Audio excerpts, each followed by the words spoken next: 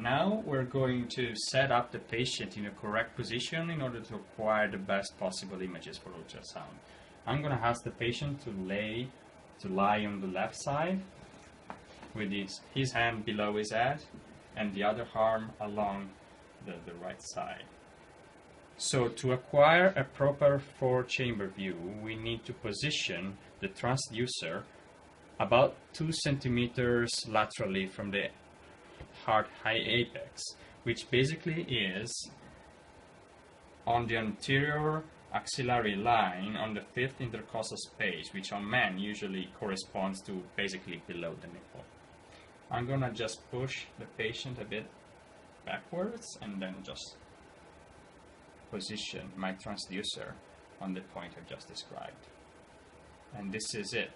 In order to acquire a 2-chamber view, I will just need to rotate the probe 60 degrees counterclockwise, and then I'll have a 2-chamber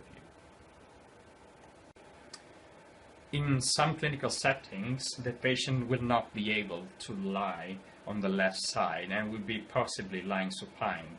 So you will try to make the best out of it to acquire the best possible images. I'm referring, for example, to specific ICU settings and chronic hemodialysis patients. What you need to do is you need to find a proper 4-chamber view, you need to position the probe. And since there is no strict rule, you need to scan the area around the chest and usually around the nipple with broad circles in the attempt of finding a good apical 4-chamber view. And after you find it, you work your way through it and you try to fix the image as required.